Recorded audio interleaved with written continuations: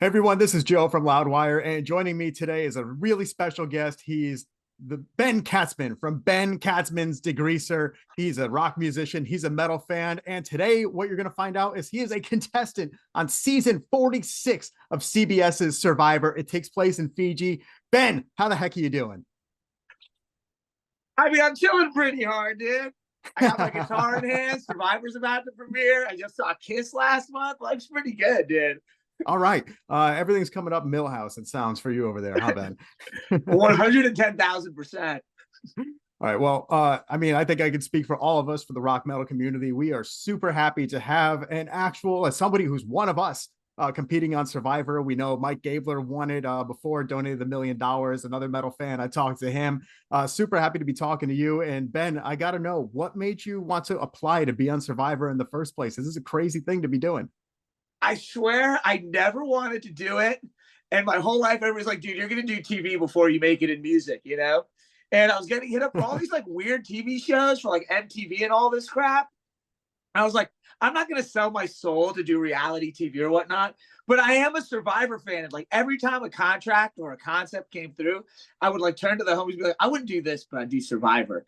And then ironically enough, it was like when Gabler voted out that girl for lying about listening to Mastodon. Like that's when the seed in the back of my head kind of got planted. You know what I mean? And then I don't know. I was just watching that season and that commercial of Jeff.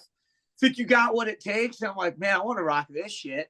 Pardon my language. And I sent like a 30-second video on a whim and they hit me up. So I was like, all right, roll with the punches. Let's go.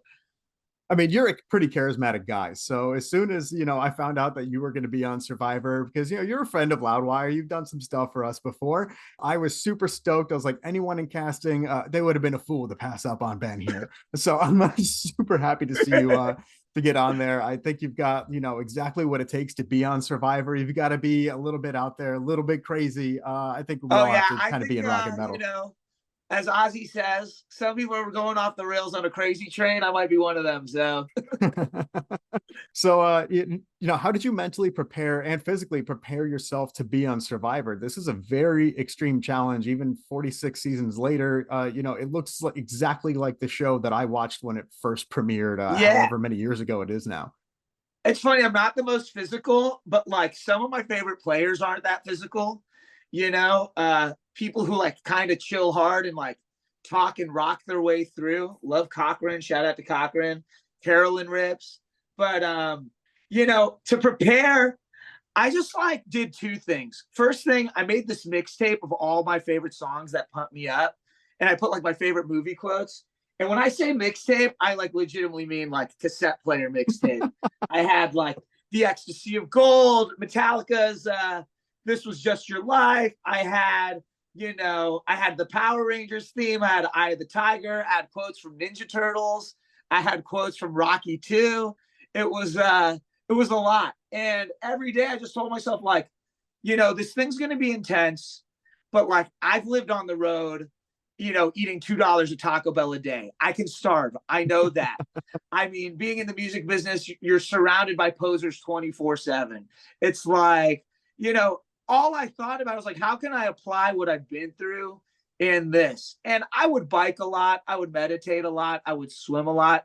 But it's also the kind of thing where it's like, as a fan of the show, you can only prepare so much because a lot of it comes down to who you're cast with, and you don't know what anything's going to feel like until that moment where something happens, where maybe it's day one on the beach, or maybe it's even just like, life period. So I just tried to do what I already do. And the funny thing is, sorry for ranting, the last month and a half where I should have trained and all this stuff, I was on tour. And when you're on tour, you don't have time to like go to the gym or go running. I was like in Europe, taking buses, like partying, performing, not resting, got home, had like a week, and then headed out to Fiji. So I feel like kind of like the rigors of a tour is, a little bit of a good trial run for a survivor. You're going a little bit hungry. You're doing without a lot of, your creature comforts and things like Yeah, that. that. And also I will say, teaching student rock bands, I teach a lot of adult rock bands, like I'm definitely like a Jack Black type, but having to manage those personalities of kids not eating or being pissed at one another over trivial stuff, I was like, this has to prepare me in some way. You know what I'm saying? Mm-hmm. Um, it's kind of like Jack Black. So you're like the Dewey Finn of Survivor here, right? Yeah. I mean, I would throw that in there, you know. You're not hardcore unless you live hardcore. Now, did you prepare for like different personality types, like looking up any like psychology and stuff like that to see how your personality is going to mesh or any like conflicts that could arise, how to smooth that over? Well, I didn't prepare for that on purpose, but like I've always been eccentric. I never fit in. I was like made fun of as a kid.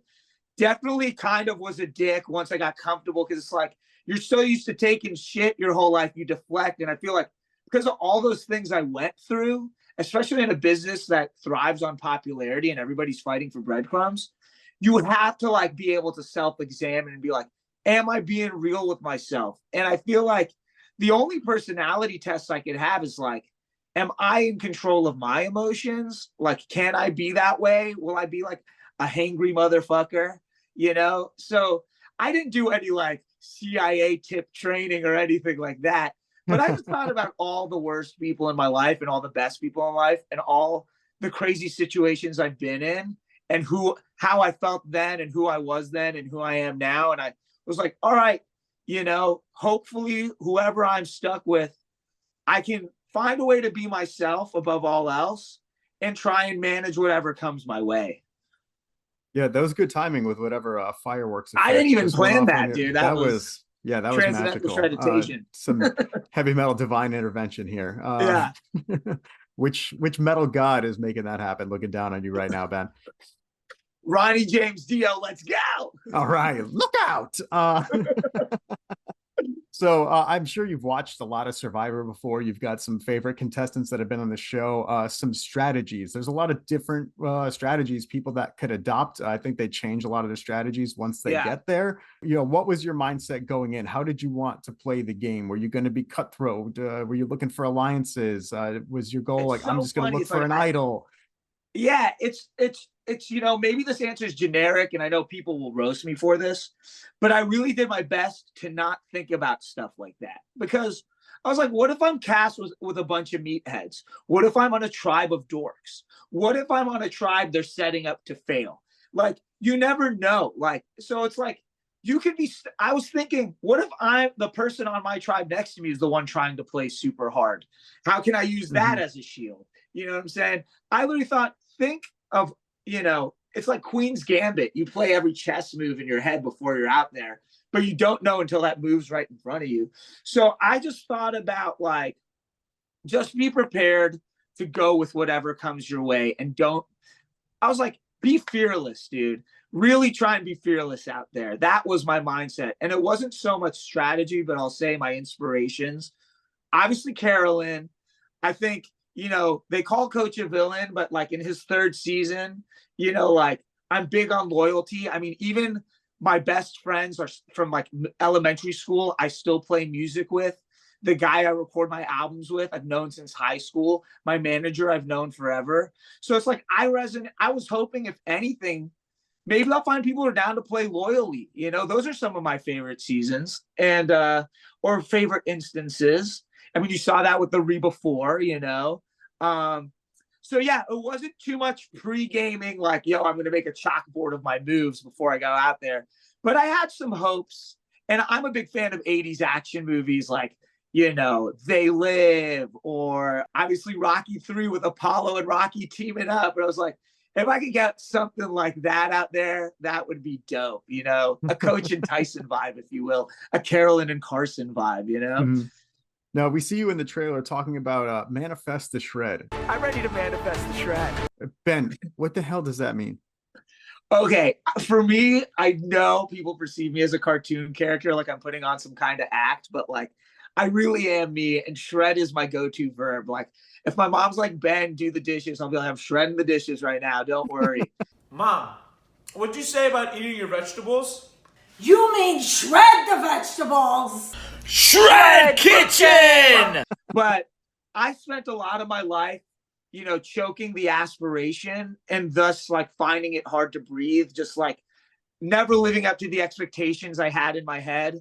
And one thing I really focused on, especially going out to the game, is like try and be present.